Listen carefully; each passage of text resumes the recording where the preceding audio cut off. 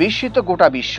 ইসরায়েলের সবচেয়ে আধুনিক যুদ্ধবিমানগুলো যেদিন ইয়েমেনের আকাশে প্রবেশ করে সেদিন কেউ ভাবতেই পারেনি সেখানে তাদের জন্য অপেক্ষা করছে এক ভয়াবহ ফাঁদ। সম্প্রতি ইয়েমেনের প্রতিরোধ আন্দোলন আনসারুল্লাহ এমন এক আকাশ প্রতিরক্ষা ব্যবস্থা উন্মোচন করেছে যা শুধু ইসরায়েল নয়, বরং তার মিত্রদের সামরিক নেতৃত্বকেও ধাক্কা দিয়েছে। যুদ্ধ বিমানগুলো রেড সি পেরুতে সানা থেকে ছুটে আসে জামিং সিগন্যাল, অদৃশ্য মিসাইল এবং গাইডেড লেজার। ফলাফল একের পর এক যুদ্ধ বিমান বাধ্য হয়ে পিছু হটা।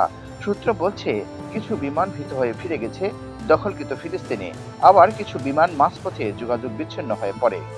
এর মধ্যে আনসারুল্লাহ হামলা চালায় ইসরায়েলের দক্ষিণ বন্দর ও বেন গুরিয়ন বিমানবন্দরে। ইসরায়েলও জবাবে হুদাইদা ও রানিসা বন্দরে হামলা চালায়।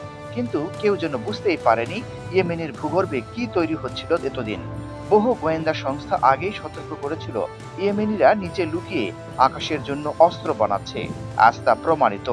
আনসারুল্লাহর সামরিক মুখপাত্র ইয়াহিয়া সারি বলেন, আমরা শুধু ক্ষেপণাস্ত্র নয়, পুরো আকাশকে রক্ষা করতে প্রস্তুত।